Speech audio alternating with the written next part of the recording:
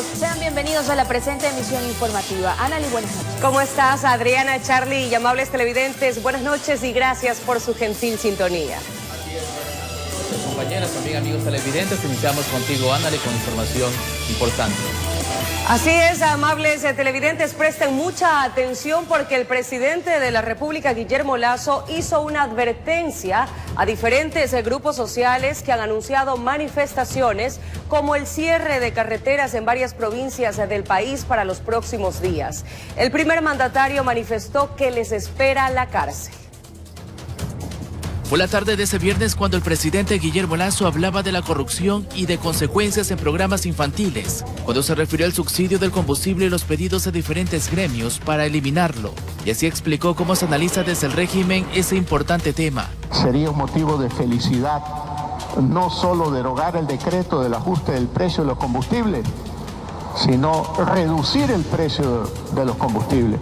Pero eso no es real, porque si lo hiciéramos, perderíamos muchas vidas de niños o proyectos de vida de niños en el Ecuador. Pero si por eso inician acciones en las carreteras en los próximos días. El gobierno del encuentro es un gobierno amable, sereno, pero muy firme. Y aquellos que quieren desafiar a la ley, pues van a tener su respuesta. Y también les envió un mensaje a quienes lideren, sean protagonistas o participen de las protestas. Amenazan con paros y amenazan con el cierre indefinido de carreteras, pues les espera un tiempo indefinido en la cárcel, porque eso es un delito. Estas declaraciones las ofreció en el Palacio de Cristal en el centro de Guayaquil, donde se firmó un decreto ejecutivo que modifica el artículo 18 del reglamento de la Ley Orgánica de Adultos Mayores, para brindarles beneficios en costos de planes de conectividad. 50% de descuento sobre su plan básico individual. Entre esos beneficios estarán 200 minutos de voz en todas las operadoras fijas y móviles del país, 5 gigas de navegación libre, 2 gigas en plataformas colaborativas y megas libres para una plataforma de mensajería instantánea. Y con eso denominado Plan Adulto Mayor, en el que se destacó la participación y colaboración de las empresas telefónicas del país. Y con una llamada en vivo de uno de los beneficiarios, con un familiar desde Estados Unidos. El primer mandatario cerró la agenda de ese viernes, informó Charlie Pisa.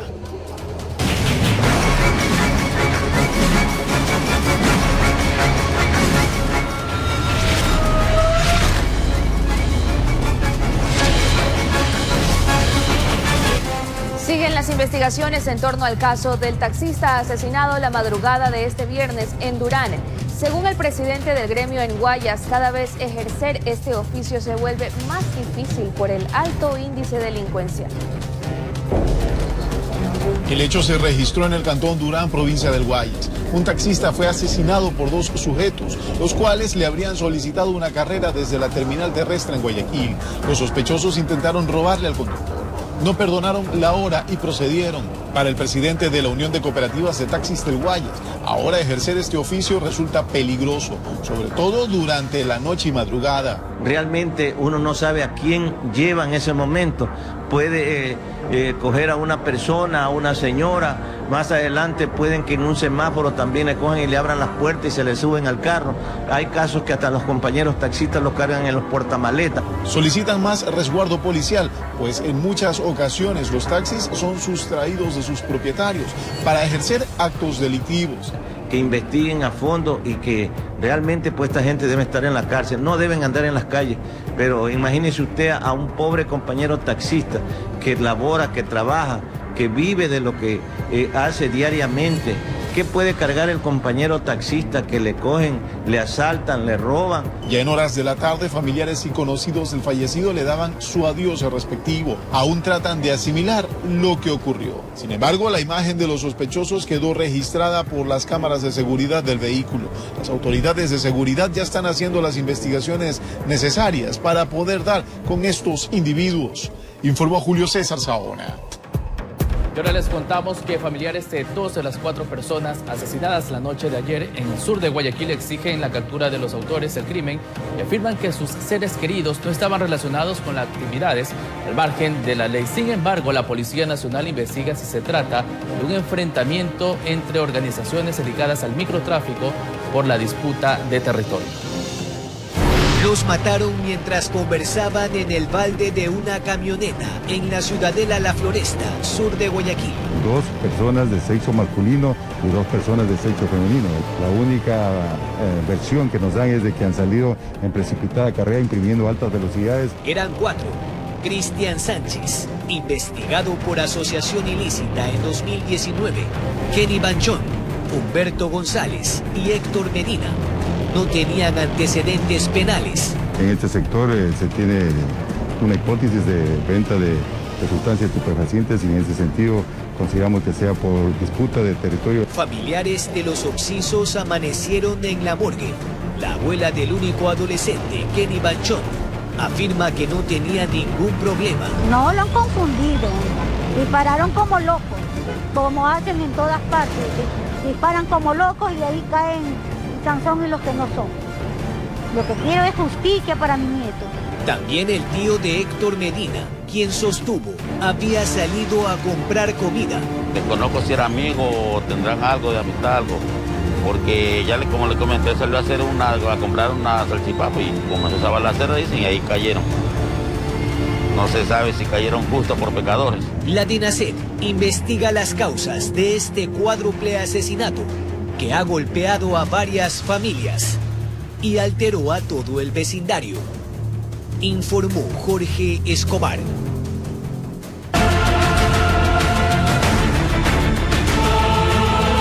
Ingresamos al Puerto Marítimo Internacional de Aguas Profundas en Pozorja y constatamos cómo realizan las inspecciones a los contenedores con tecnología de punta y de la mano de la Policía Nacional.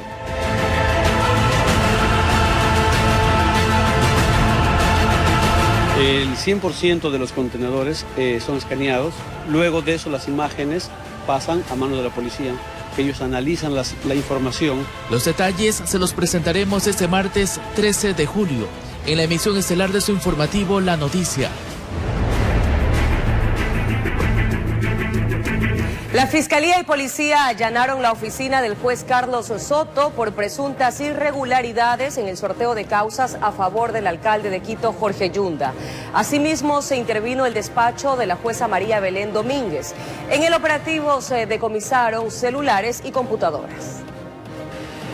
Fue entre la tarde y noche de este viernes que la Fiscalía y la Policía allanaron las oficinas del juez Carlos Soto en el Complejo Judicial Norte en Quito y de la jueza María Belén Domínguez en el Complejo Judicial Sur. Según explica la Fiscalía en su cuenta de Twitter, este allanamiento se dio como parte de un acto urgente para determinar si hubo irregularidades en el sorteo de causas para resolver garantías constitucionales interpuestas por el alcalde de Quito, Jorge Yunda. Se informa además que en los indicios recabados en oficina del juez Carlos Soto se incluye un computador portátil hallado en su escritorio y un ordenador fijo de su secretario, mientras que en oficina y en el domicilio de la jueza María Belén Domínguez se encontraron borradores de resoluciones de otros casos y copias de expedientes de causas en contra del Estado. Allanamientos que ocurren luego de que el Consejo de la Judicatura tomó acciones tras detectar presuntas irregularidades en asignación de la jueza María Belén Domínguez, quien concedió parcialmente la acción de protección al alcalde. Una acción de protección que se ingresa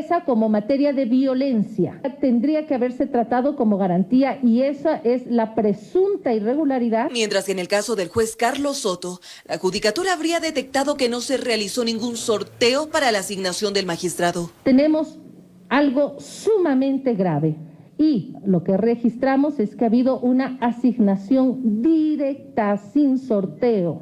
Razón por la cual el pleno del organismo decidió suspender por 90 días. Elsa descargó ese viernes fuertes lluvias en Long Island, Nueva York, noreste de Estados Unidos, por lo que varios puntos turísticos y emblemáticos en ese estado lucieron inundados. Se prevé que el fenómeno natural se mantenga con vientos de 50 kilómetros por hora durante los próximos 2 días y que alcance el Atlántico canadiense este sábado. Y mucha atención con esta noticia porque los viajeros que provengan de países como Brasil o India deberán cumplir con aislamiento obligatorio, presentar su carnet de vacunación y un resultado de prueba PCR negativa de COVID-19. Así lo indicaron las autoridades gubernamentales que emitieron nuevas disposiciones para evitar la presencia de la variante Delta de esta enfermedad en el país. Instituciones como el ECO 911 Las autoridades se encuentran preocupadas frente a la incontrolable variante Delta del COVID-19. Es por ello que el COE Nacional anunció nuevas medidas que deberán cumplir los viajeros que arriben al país, especialmente provenientes desde Brasil e India.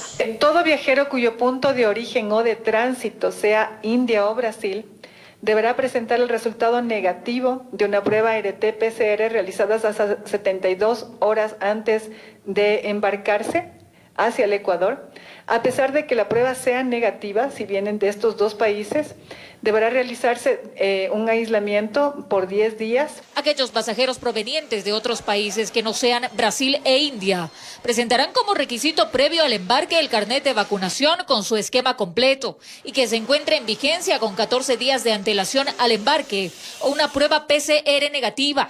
Realizada no antes de 72 horas previas al momento del viaje al Ecuador, ¿no? Es así que se elimina la prueba de antígenos como requisito de ingreso al país, siendo la única válida la prueba PCR.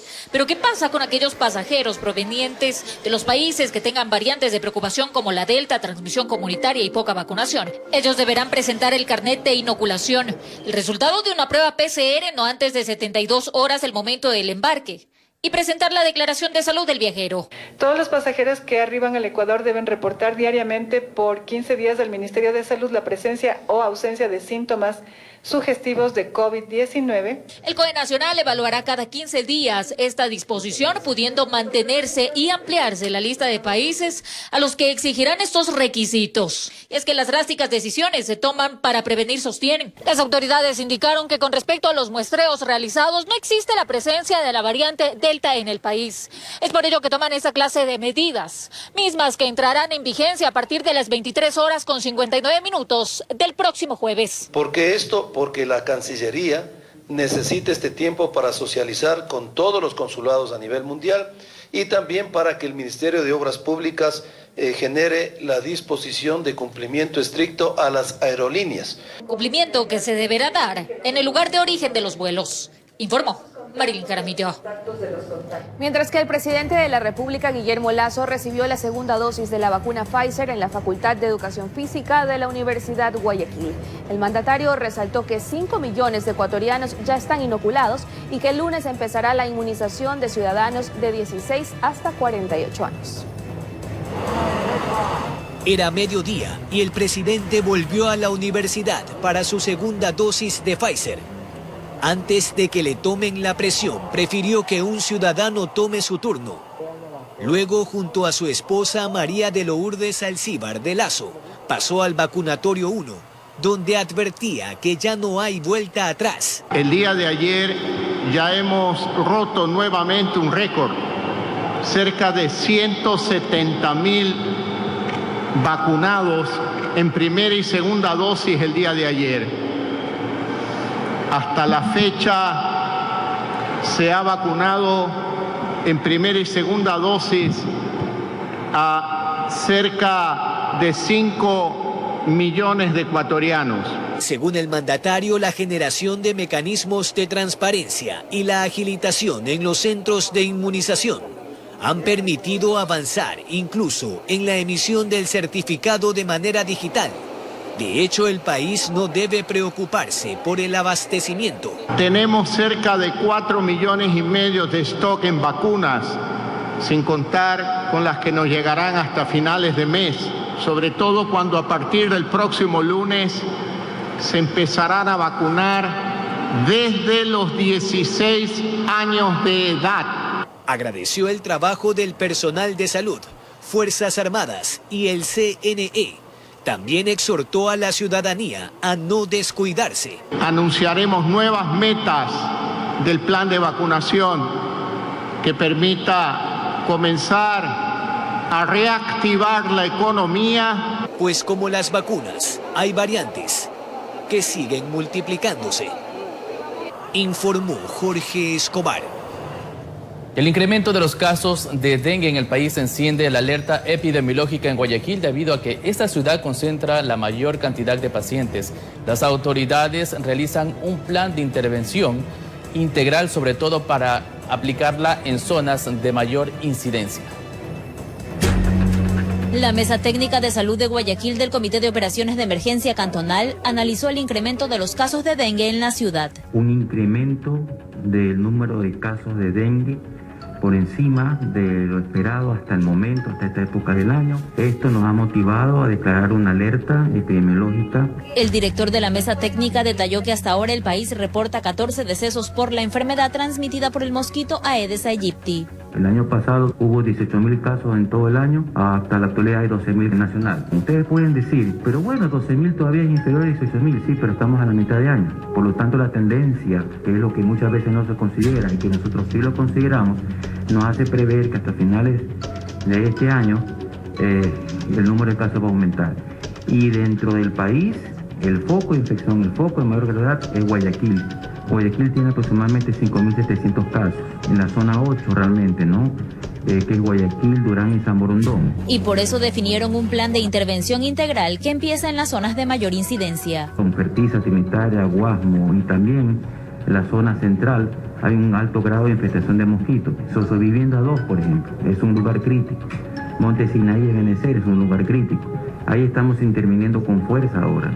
Y esta evaluación por parte de los técnicos del Ministerio se va a hacer semana a semana para identificar el mayor número posible de sectores de riesgo para intervenirlo. Este es un llamado de atención a cumplir con las obligaciones, con su salud y con la vida propia, tanto de la persona como de sus familiares. En el sector Ebenecer de Monte Sinaí se intervino con brigadas y fumigación. Aquí ha habido ya hartos casos de dengue, hasta incluso he tenido a mi sobrino, ya la semana pasada le dio ese dengue. Ya hubo la campaña de fumigación de lo que es del municipio y de lo que es el Ministerio de Salud Pública. Vinieron a pasar lo que es también todo lo que es agua, a ver lo que está en agua posada para que el dengue no produzca más. Las autoridades hacen un llamado a la ciudadanía a no automedicarse. Las personas que tienen fiebre o que tienen cualquier síntoma de X enfermedad actualmente piensan que es COVID, que no tienen que automedicarse, que el médico sea preparado para hacer diagnóstico diferencial, evaluación y tratamiento correcto. Informó Roselena Vázquez. Este jueves el país alcanzó un récord de vacunación. Fueron más de 164.700 personas inmunizadas en un solo día. El gobierno espera inocular al 85% de la población hasta finales de año. Al Bicentenario no solo llegan cientos, sino miles de personas que buscan ser inoculadas. Vienen acompañadas, son grandes grupos. Hay aglomeraciones pese a los llamados. Las sillas no son suficientes para la cantidad de ciudadanos que vienen de todas las edades, incluso con sus tanques de oxígeno en mano para recibir las dosis. Aquí la inoculación avanza de acuerdo al cronograma. Hacen pasar uno a otro y los que estamos en la fila estamos sentados aquí de gana. ¿A qué horas vino? Desde las 5:30 estoy yo. En otro punto de la ciudad, en los exteriores del ECU 911, el panorama la tarde de este viernes era este. Ciudadanos estaban esperando para ser vacunados. ¿Dejó sus ocupaciones? Sí, todas las ocupaciones. Tengo un niño también que criar y lo dejé encargado para poder venir acá. ¿Cuántas horas ya está esperando? Ya estoy desde las 8 de la mañana. Mire, ¿a qué hora son? 2:30 de la mañana. Aunque no había largas filas, ellos tuvieron que esperar. Que no hemos almorzado y ojalá valga la pena la espera. ¿Qué les han dicho? Están haciendo pasar de grupo en grupo, pero se demoran mucho. Por su parte, en el Colegio Vicente Paúl, la vacunación fue fluida, con la gente muy respetuosa de las normas. Y es que la inmunización avanza. Mientras más inoculados, mejor, dice el gobierno, cuyo récord lo alcanzó este jueves, con 164.772 personas vacunadas en un solo día. Tenemos planificado llegar a vacunar 250.000 personas en las próximas semanas. Y para eso nosotros vamos a implementar brigadas masivas de vacunación. Hasta finales de agosto, el 72% de la población estará vacunada, dice la ministra de Salud. Pero eso no será suficiente. Ellos, conscientes del riesgo epidemiológico, sobrepasarán la estrategia de 9 millones de ecuatorianos inoculados. Nos vamos a seguir vacunando hasta alcanzar aproximadamente el 85% de la población protegida hasta finales de año. A esto se suma que más vacunas llegan al país. Este viernes, por ejemplo, arribaron 500.000 dosis de la vacuna Sinovac, informó Marilyn Jaramillo. Ahora les informamos que el vicealcalde de Quito, Santiago Guarderas, denunció que el juez que otorgó las medidas cautelares a Jorge Yunda volvió a actuar pese a estar suspendido por el Consejo de la Judicatura. Por esta presunta irregularidad, varios concejales presentaron un pedido para que se investigue el sorteo de los recursos a favor de Yunda. Luego de que se ratificó su remoción, Jorge Yunda acudió al municipio y sigue en funciones. Nos recibió en su despacho donde esperaba representantes de varios gremios. Dice que por recomendación de sus abogados agotará todos los recursos legales para permanecer en el cargo. Y aquí seguiré trabajando por mi ciudad hasta que se conozca las instancias pertinentes que me permite la Constitución y la ley. Así continúa la pugna por la alcaldía de Quito. El vicealcalde Santiago Guarderas sostiene que Yunda podría estar arrogándose funciones. Dice estar tomando recaudos legales para ocupar el sillón municipal. La remoción está completamente en firme. El Tribunal Contencioso Electoral acaba de emitir ya una razón de ejecutoria de su decisión.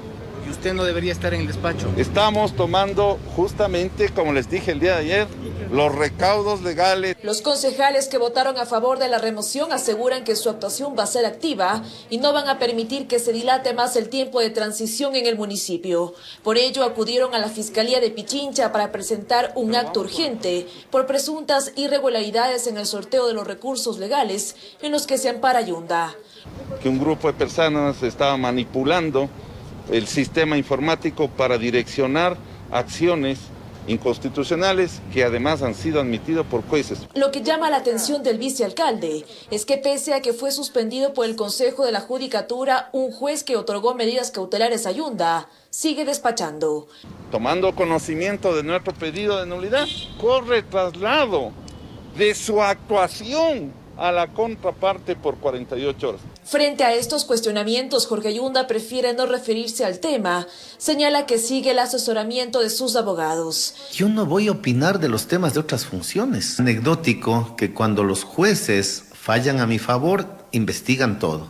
Cuando fallan en mi contra, no investigan nada. El grupo de concejales no descarta nuevas acciones legales, mientras que Jorge Yunda se apresta a convocar a una sesión de consejo prevista para el próximo martes.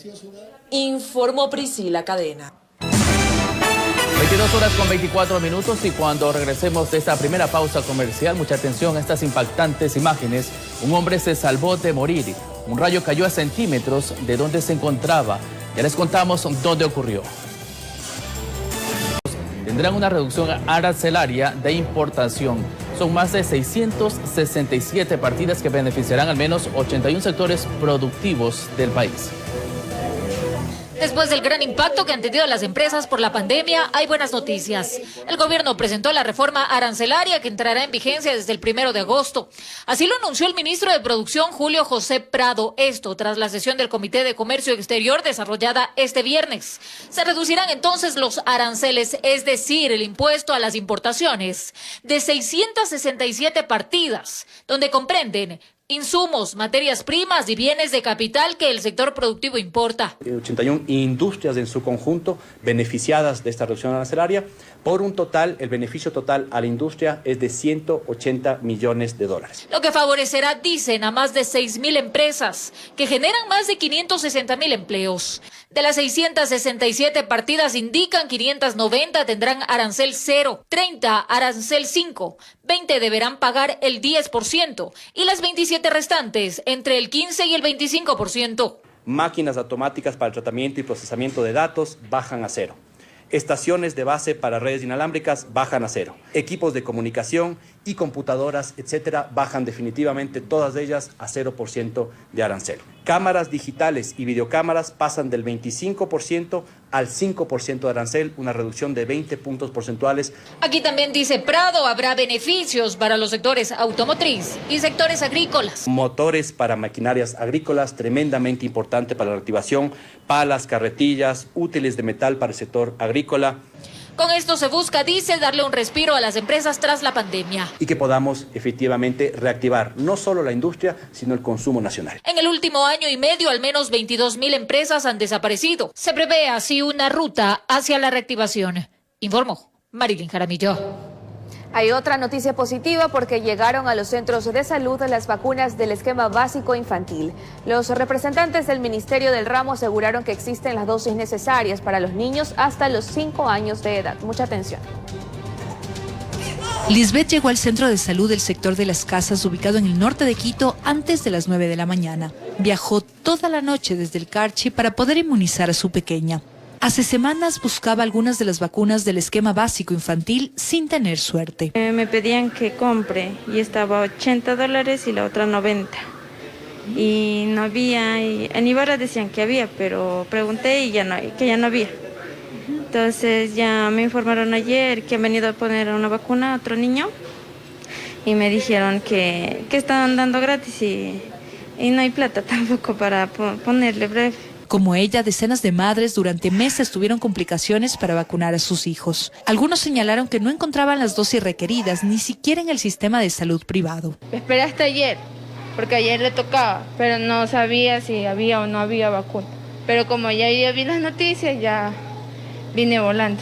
Las autoridades gubernamentales aseguraron que solucionaron el problema de abastecimiento de vacunas, por lo que ahora convocan a todos los padres de los niños menores de 5 años para que completen el programa de inoculación. Tuvimos un retraso en la entrega de la vacuna, sin embargo ya esta semana llegaron al país y se distribuyó ya a todos los centros de salud, que es por ello que ya tenemos esta disponibilidad. En los centros de salud orientarán a madres y padres en el caso de que la fecha de la vacuna ya haya pasado. El personal está en la capacidad de darles las indicaciones e informarles para podernos igualar en los esquemas. Además, se inició una campaña de inmunización contra la influenza, en la que se priorizarán a grupos vulnerables. Dirigida para las personas con enfermedades crónicas a partir de los 5 años de edad, los adultos mayores, las gestantes, las personas privadas de la libertad y el personal de salud. Rotavirus, neumococo y pentavalente son algunas de las vacunas de mayor demanda. Informó Sofía Vintimilla. En otro tema, como exitoso calificó el ministro de Trabajo Patricio Donoso el retorno progresivo de labores presenciales en empresas públicas y privadas. Fue el pasado 1 de julio que se reanudó la jornada presencial en todo el país de forma progresiva, tanto en el sector público como privado. Según el ministro de Trabajo Patricio Donoso, a la fecha no se registran novedades. Al contrario, ese regreso progresivo, respetando las bioseguridades, se está haciendo desde hace 2 semanas o semana y media y hemos tenido éxito. Para continuar con este retorno progresivo que tiene como fin la reactivación económica, el ministro detalló que se ha planteado el programa 14-2. 14 días después de la segunda inoculación, pueden o deben los trabajadores ecuatorianos volver presencialmente en forma progresiva y con seguridad, manteniendo las bioseguridades. Aclaró que esto no significa que el teletrabajo se terminaría, pues la jornada presencial está sujeta al aforo, mismo que se determina en cada institución de acuerdo a 3 variables. El número de contagiados, la segunda variable, el número de inoculados, y tercero, la variable del aforo, que es la que podemos manejar. A mayor número de vacunados, subirá el aforo. A mayor número de contagiados, bajará el aforo. El aforo lo determina el Comité de Operaciones de Emergencia Nacional de acuerdo a la situación epidemiológica de cada provincia. Pero la idea es no esperar que concluya este exitoso proceso de vacunación, 9 millones de ecuatorianos en 100 días, para empezar a reactivar la economía. En Quito informó Adriana Rojas.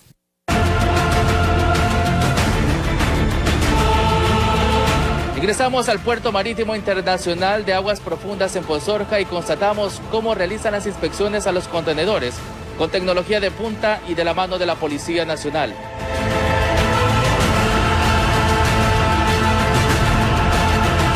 El 100% de los contenedores son escaneados. Luego de eso las imágenes pasan a mano de la policía. Ellos analizan la información. Los detalles se los presentaremos este martes 13 de julio. En la emisión estelar de su informativo La Noticia. Una ballena quedó varada en Anconcito, provincia de Santa Elena. 7 horas les tomó a las autoridades de medio ambiente poder devolver al mar al cetáceo. Los detalles de inmediato. Temprano en la mañana, los comuneros de Anconcito, en Santa Elena, hicieron el llamado a las autoridades de ambiente. Una ballena varada a orillas de la playa era la novedad.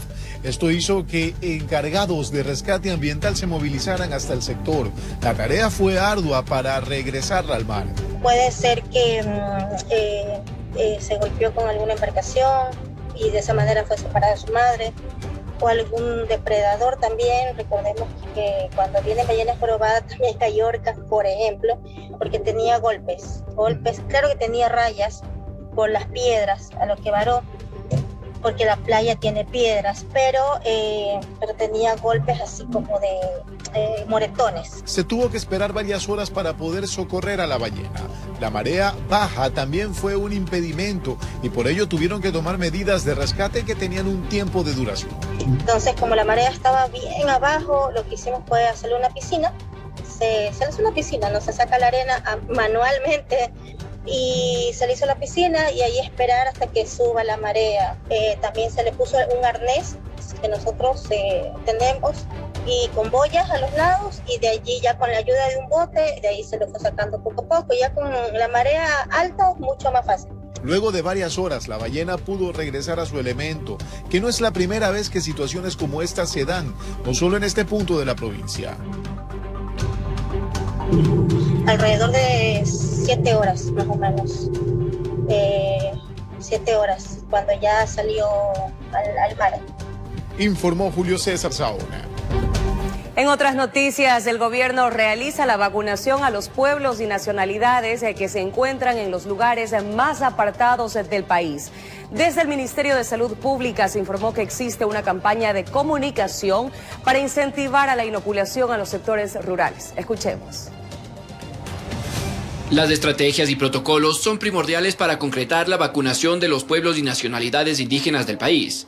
Y comprendiendo la diversidad étnica, de idioma y cultura que existe en el Ecuador, el Ministerio de Salud estableció planes comunicacionales para llevar la vacunación hasta los lugares más recónditos del territorio. El protocolo fue trabajado de forma intersectorial a través de como órgano rector, el Ministerio de Salud Pública.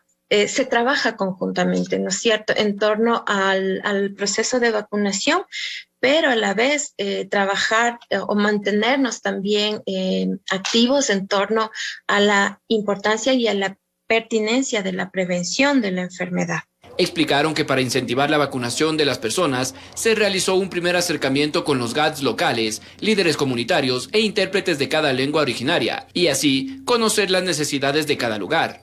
Así como también el material comunicacional traducido a los idiomas de los pueblos y nacionalidades. La necesidad igualmente logística de trabajar en conjunto con los líderes comunitarios en torno a dónde nosotros vamos a llegar con las vacunas. En días pasados, el Ministerio del Ramo concretó una primera fase de vacunación en la nacionalidad guaurani, en donde se logró contactar a 6 comunidades de las zonas intangibles y vacunar a un total de 110 personas. Entonces se llegó al 74% y eso implica que sí hay una aceptable recepción, ¿no? O sea, de aceptación del proceso de vacunación. Desde la Dirección Nacional de Salud Intercultural explicaron que el objetivo del gobierno es cubrir el 100% de las nacionalidades y pueblos originarios inoculados y así reducir la morbilidad grave del virus en los sectores rurales del país, informó Mauricio Sánchez. De la comparecencia de Carlos Riofrío, contralor subrogante en la Asamblea Nacional, podría depender su ratificación en el cargo. Esta es la nueva propuesta que surge desde una de las comisiones especializadas del Legislativo. El dilema de quién puede asumir la titularidad de la Contraloría General del Estado, al parecer, en lugar de encontrar una salida, parece que se profundiza. La legalidad tendría que ser impugnada ante los jueces correspondientes y eso llevaría tiempo.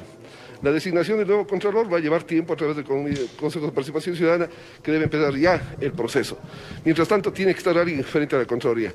Al respecto, la Comisión Especializada Permanente de Garantías Constitucionales, Derechos Humanos, Derechos Colectivos y la Interculturalidad le ha puesto el ojo al Contralor subrogante Carlos Riofrío, de quien demanda su comparecencia en la Asamblea Nacional. Es la nueva baraja que se juegan y la expone precisamente Virgilio Saquicela, primer vicepresidente del Poder Legislativo.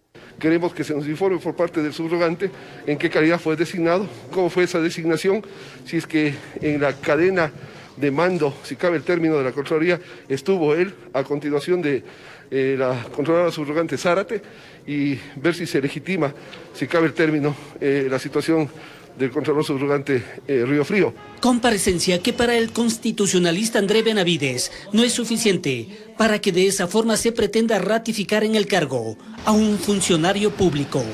Porque la designación de una autoridad va más allá de los afectos o desafectos que se puedan presentar en ese momento. Sería rarísimo que la Asamblea Nacional quiera tomar una decisión en función si le cayó bien o le cayó mal el señor Río Frío. Aquí hay que respetar la Constitución y la ley, y esos presupuestos no se pueden saltar por las autoridades que están llamadas a respetarlos. Así, entre propuesta y propuesta que no logra consolidarse, el tiempo pasa y podría llegar marzo del 2022, cuando ya mediante concurso de méritos y oposición necesariamente tendremos nuevo contralor. Yo creo que el Consejo de Participación Ciudadana debe tomar los recaudos necesarios, reformar ese reglamento, en el sentido de que los plazos, los términos que vayan a ser empleados sean más rápidos, sean más cortos y que permitan a los ciudadanos tener lo más pronto posible un Contralor General del Estado. Informó Héctor Romero.